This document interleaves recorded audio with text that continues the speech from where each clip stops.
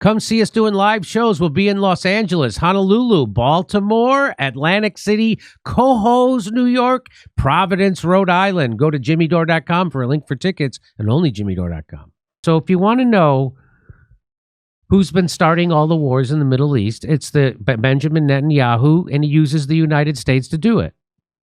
And you think I'm kidding? Let's watch. Here is Jeffrey Sachs, and he's gonna tell you what really happened in Syria, what's really happened in Iraq. Wait till you hear what really happened in Iraq. Watch this. For example, the war in Syria, and you may actually hear from grown-up reporters who are lying through their teeth or ignorant beyond imagining that, oh, the war in Syria, yes, Russia intervened in Syria. Well, do you know that that Obama tasks the CIA to overthrow the Syrian government, starting 4 years before Russia intervened? What kind of nonsense is that?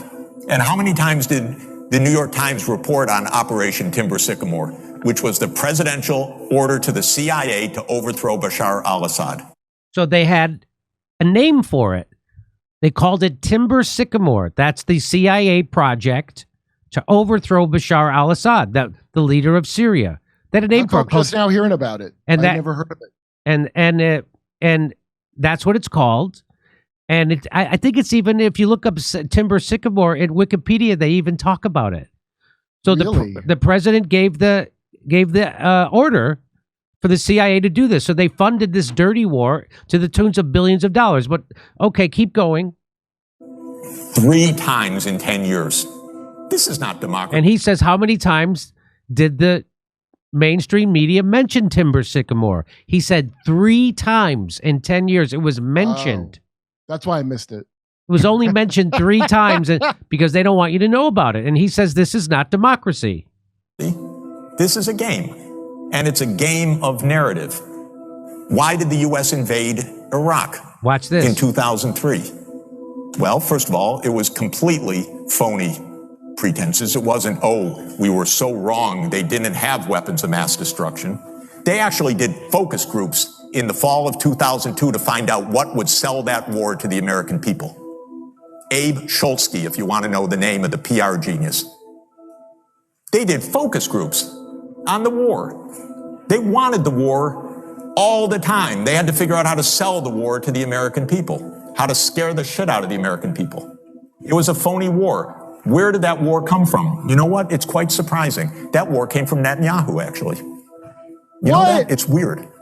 No. And the way it is that Netanyahu had from 1995 onward the theory that the only way we're going to get rid of Hamas and Hezbollah is by toppling the governments that support them. That's Iraq, Syria, and Iran. And the guy's nothing if not obsessive. And he's still trying to get us to fight Iran this day, this week. He's a deep, dark son of a bitch, sorry to tell you. Because he's gotten us into endless wars, and because of the power of all of this in the U.S. politics, he's gotten his way. But that war was totally phony. So what is this democracy versus dictatorship? Come on. These are not even sensible terms. So it's Netanyahu's idea to go to war in Iraq. Wow. Lucky break. 9/11 happened then. Yeah. Really? You know, you play the cards you're dealt, Jimmy. And all the things that Jeffrey Sachs is saying there is true. And so I don't understand why he hasn't been destroyed by several state and private actors yet. Does he know a guy or something? But he must. He must. But he's been Alex Jones. But he's been marginalized. I mean, they just, they don't bring him on. They brought him on MSNBC once, and he told the truth about Syria, and then that was it. And but now he's got out truths where, like, you get put in prison. Yeah. Everything he said is real, and I'm like, when he's saying it all together like that, it sounds real bad. And I remember you got hacked by Pegasus. Yes. For saying something similarly true at the UN. I'm sure he's been hacked by Pegasus. Oh, yeah, okay. This is from Vox. Benjamin Netanyahu's not so prescient 2002 message to Congress about Iraq. What? Are you suggesting that the man responsible for 9/11 is also responsible for starting the Gulf War? Netanyahu is the victim here. Just ask him. And by the way, no, it was prescient. He knew America would do whatever he wanted because of all the Yeah, blackmail Israel has on our satanic pedophile leaders. Yeah, So let's do whatever. So here we go. Young. Watch this. Looks like Paul If Simon. you take away the Soviet Union and its chief proxy, the PLO, international terrorism would collapse. If you take out Saddam's regime, I guarantee you that it will have enormous positive reverberations on the region. Obviously, we'd like to see a regime change, at least I would, in Iran, just as I would like to see in Iraq. The question now is a practical question. What is the best place to proceed? It's not a question of whether Iraq's regime should be taken out, but when should it be taken out? It's not a question of whether you'd like to see a regime change in Iran, but how do it... Are there any other nations that you would recommend that the United States launch preemptive attacks upon at this point? The answer is categorically yes. The two nations that are competing with each other, who will be the first to achieve nuclear weapons, is Iraq and Iran. But a third nation, by the way, is Libya as well. Libya is trying very rapidly to build an atomic bomb capability. So you have here now three nations. All stand together to stop Iran's march of conquest, subjugation, and terror. Yay! Yay! Oh, what a mensch. No matter on which side of the aisle you sit, you stand with Israel. Yes, that's true.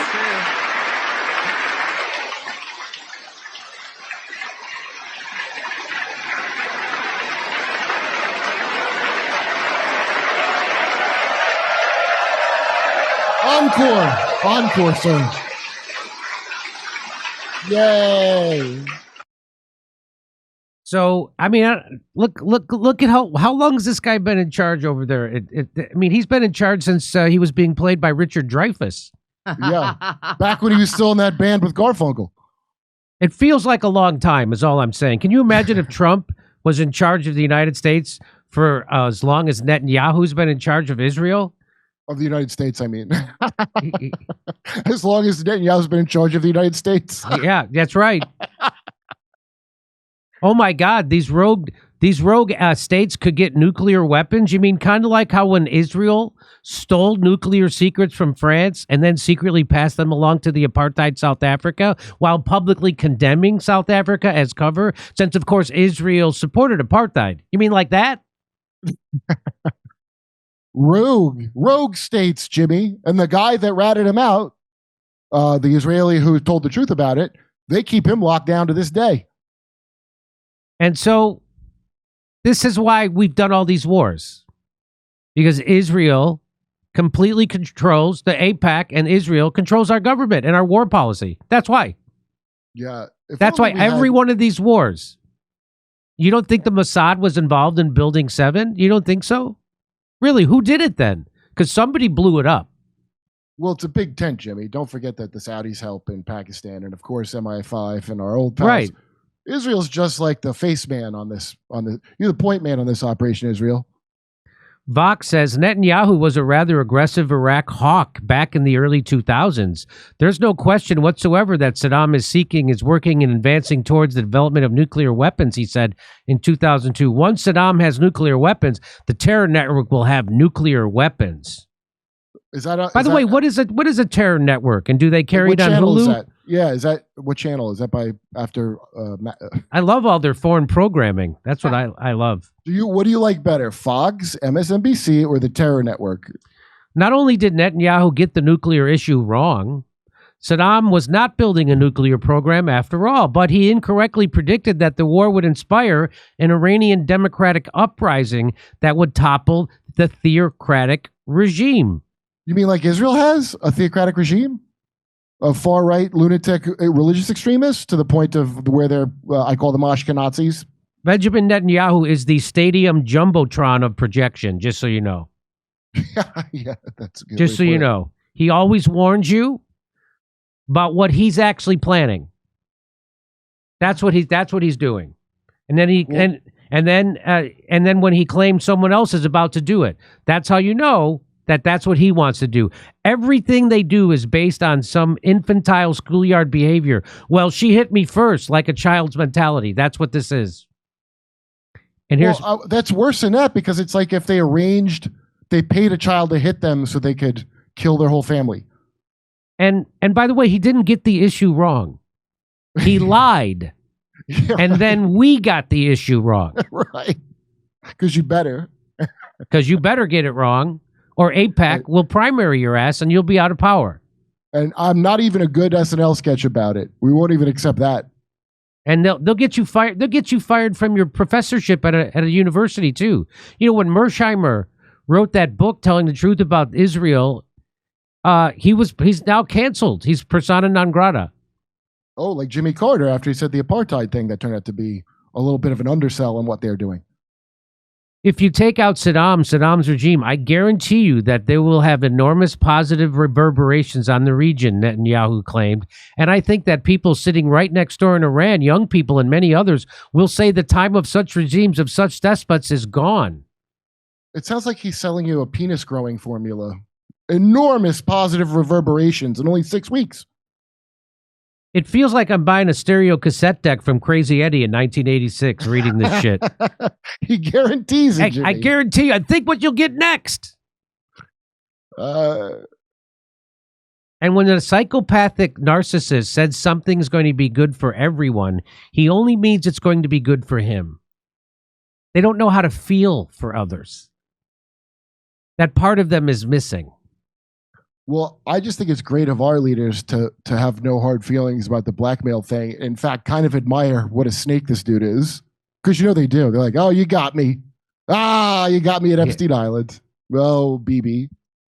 Let me do your dry cleaning. He's like the douchebag father who buys his 8-month-old daughter a Harley Davidson. Look, I'll keep it running for you until you're old enough to use it. So that should be stunning to you. Again, most people don't know this. Most people will deny it. Oh, yeah. That no, we like everybody at the Young Turks, everybody at MSNBC, everybody at CNN and the New York Times, they'll deny this. They better. And Vox reports it like it was an oopsie. Yeah. He didn't get it wrong, Vox. This is his this guy plan. makes a lot of mistakes, but he keeps getting hired. That's weird.